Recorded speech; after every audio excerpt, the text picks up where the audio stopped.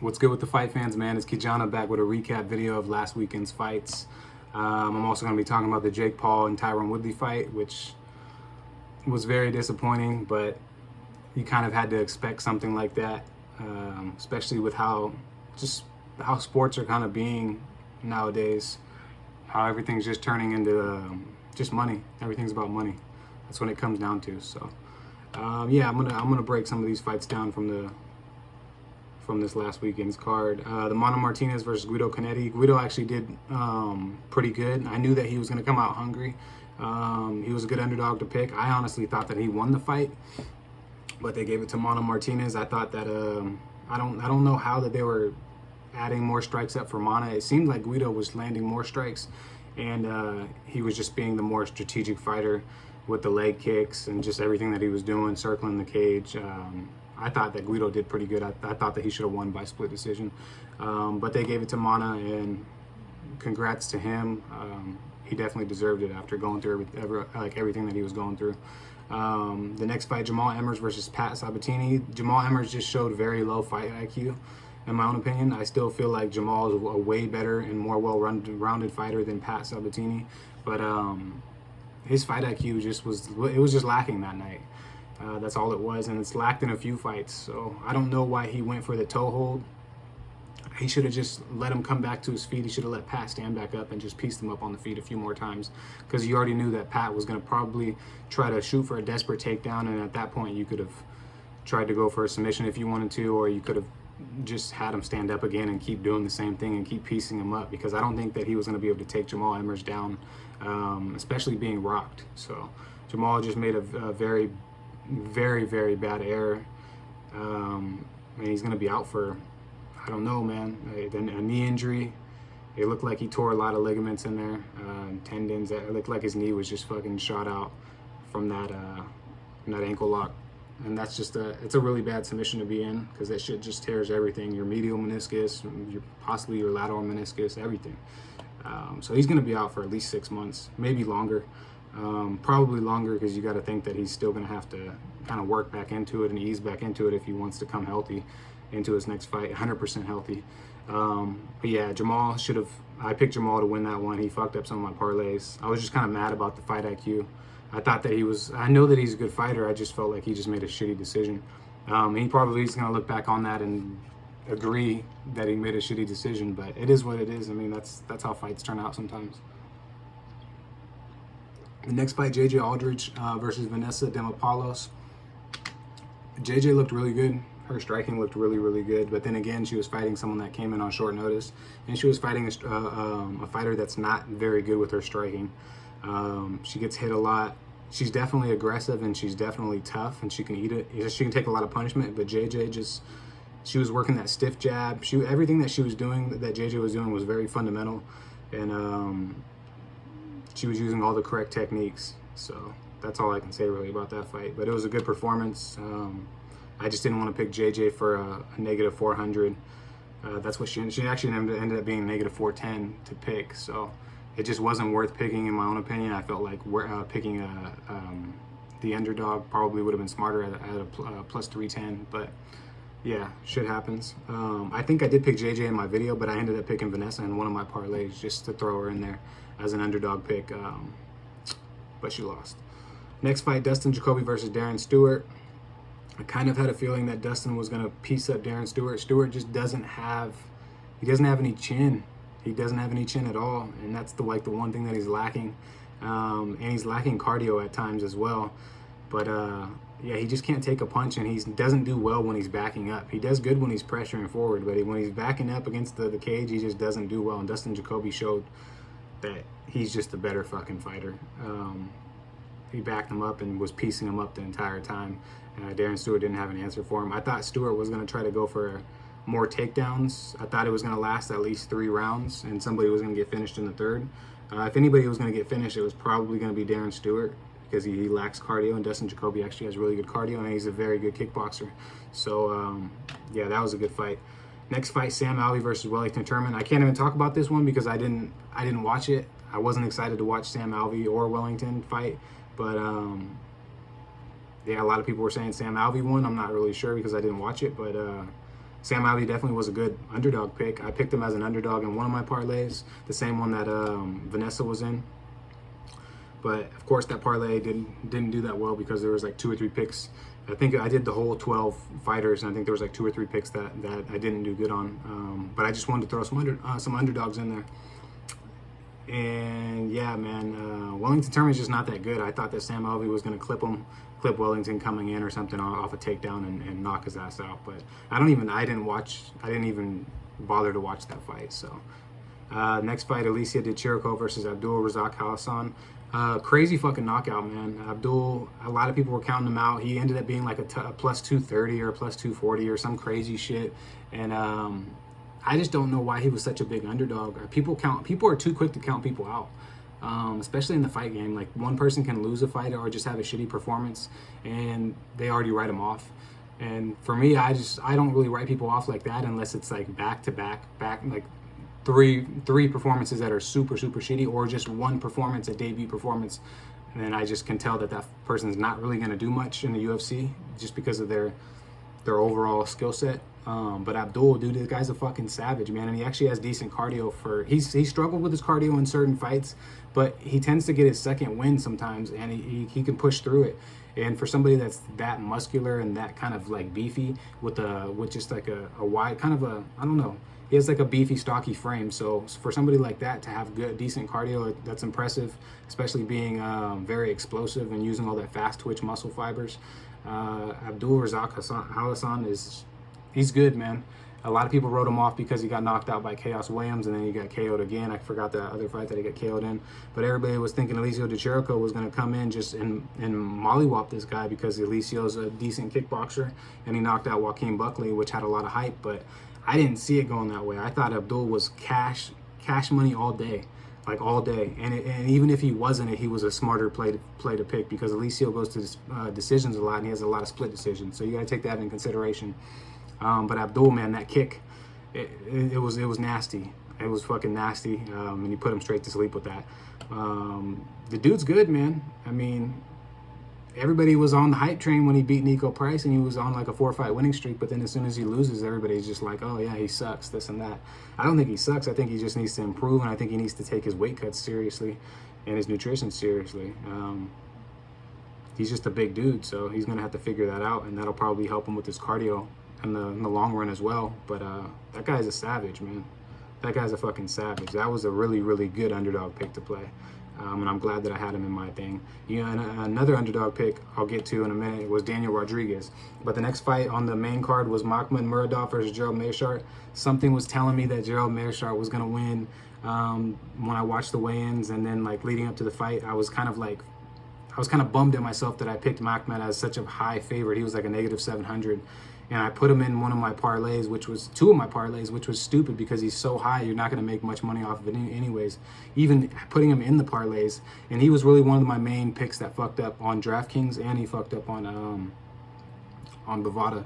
But yeah, I whenever there's somebody that's 9,400 pick on DraftKings and the underdog is a 6,800, 6,900, usually it's just not a good person to go with as a favorite. And sometimes it's not a good person to go with as an underdog either. So you just kind of want to write that fight off totally because it's so high. 9,400 compared to 6,900. If you pick Gerald Mayshart in DraftKings, that was a fucking great play. And I don't know, man. I know his submissions are good. I just don't trust his chin, but he looked good in this fight.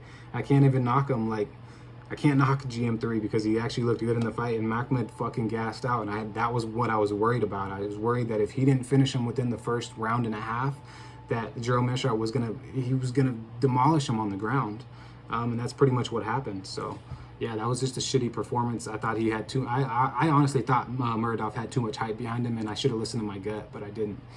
And definitely it screwed me over a little bit. So. But the next fight, Andre Petrovsky versus Michael Gilmore. I knew that Petrovsky was going to win. He ended up being like a -600. I did have him in some parlays. I only picked him in one of my DraftKings lineups. I usually do about 5 to 10. Usually just dollar lineups. Sometimes I'll do the bigger ones depending on what card it is, and if I'm super confident in the fighters on that card. But usually I just rock with the dollar ones, and you can come up big on those. So yeah, 5 to 10 lineups, man. That's perfect.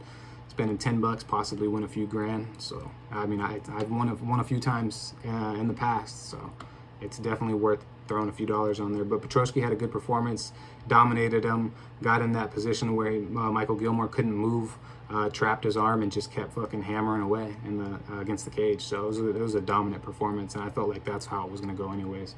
But I also feel like Andre Petrovsky's not going to be super great in the UFC, because I still do feel like he has cardio issues, and I still feel like he needs to improve on his striking, because as soon as he goes against an opponent that's just going to stuff his takedowns and actually has good kickboxing fundamentals or boxing fundamentals or Muay Thai or whatever you want to call it, any kind of striking fundamentals, he's going to get pieced up bad too. Next fight, Kevin Lee versus Daniel Rodriguez. This is the one I wanted to talk about because Daniel Rodriguez, he looked great, dude. He has one of the best jabs in the UFC, and I don't understand why a lot of MMA fighters aren't working their jab cross more, or just working on just your double jab, or like just a jab. Like, it's the same as working your kicks. It's the same as working your calf kicks. A calf kick is the same thing as a jab. It's just with your foot. It's almost the same fucking thing. If you get your jab down and your calf kick down, you should be fucking solid and make sure you have defense.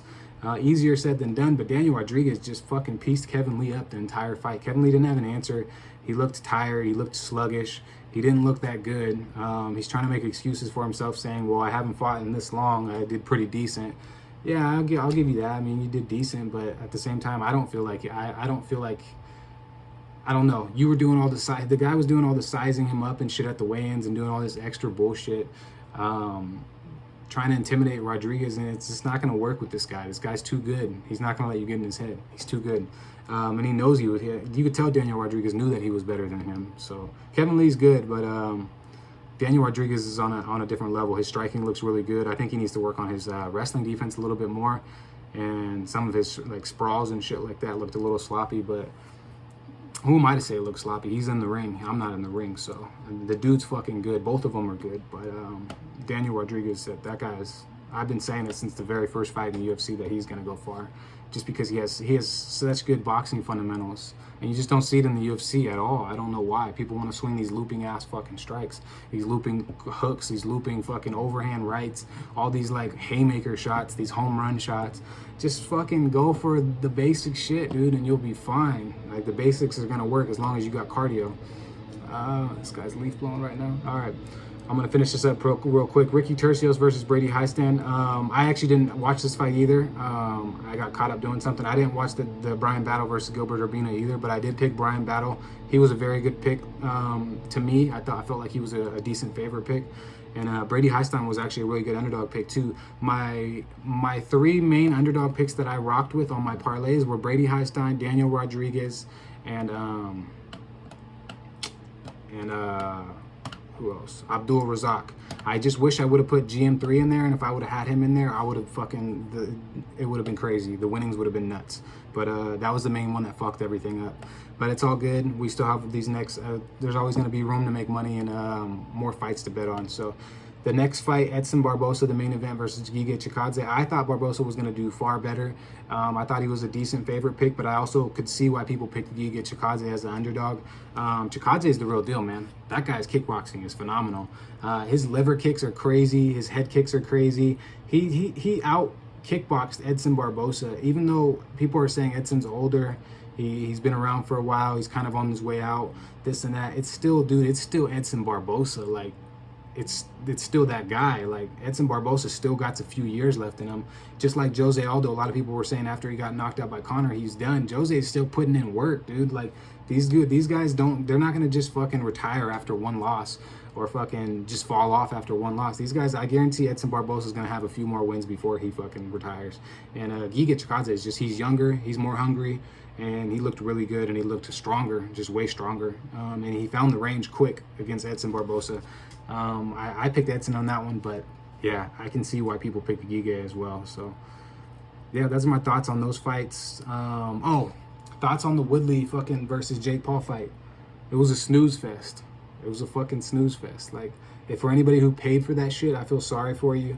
Yeah, man, there's not really much to say. Like, Tyron Woodley looked like he never even looked like he hasn't been training for 15 or 20 years or however long he's been fucking fighting for. And I understand he's from the UFC, and UFC and boxing are totally different things. I boxed a lot growing up, and they're totally different things. But at the same time, dude, like, how are you not gonna be able to throw a fucking jab? This guy was throwing his looping right hand again. He's throwing his left. He caught Jake Paul with a left hook, which was pretty decent. But at the same time, I'm like, bro, like, you don't know how to throw just a stiff jab and a cross? Like, keep it simple. Like, yeah, you're shorter. You're the shorter fighter. You have the reach disadvantage too. You got to get in closer. I mean, but there's no excuse for that. All these people saying like, oh, he did pretty good for 40 years old, this and that. Like, he was talking a big game, but then didn't even back it up. He didn't look good at all in the fight, at all. And of course, Tyron Woodley would demolish Jake Paul in an MMA fight. So we all know, like, in a street fight, Jake Paul would get his ass beat. But this is a boxing match, dude, and you're talking all that shit saying that you're gonna fucking knock this fool out, and you did absolutely nothing. Like, nothing, dude. It was honestly a disgrace.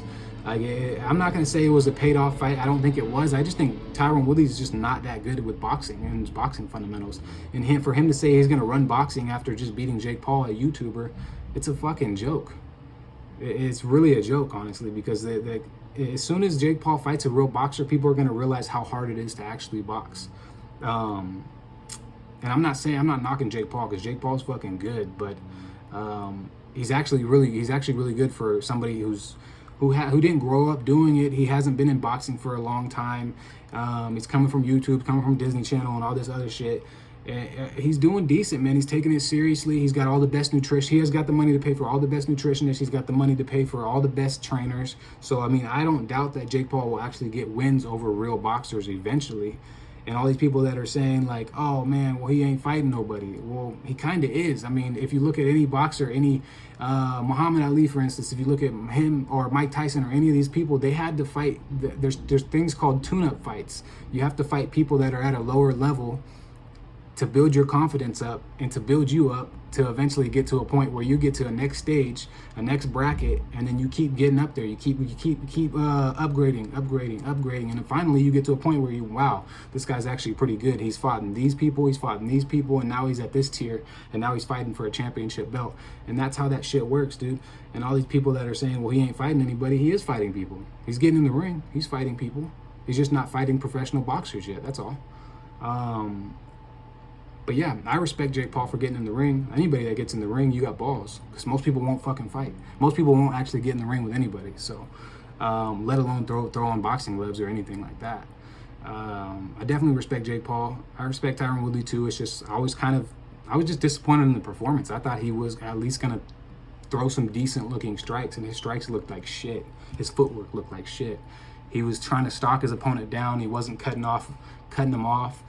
He wasn't, I don't know, it was just a lot. It was a hug fest and a snooze fest at the same time. And Jake Paul used his jab really well. He jabbed to the body, jabbed to the head. He actually had a few good combinations. And his footwork looked better than Tyron Woodley too. And he controlled the range. So, yeah.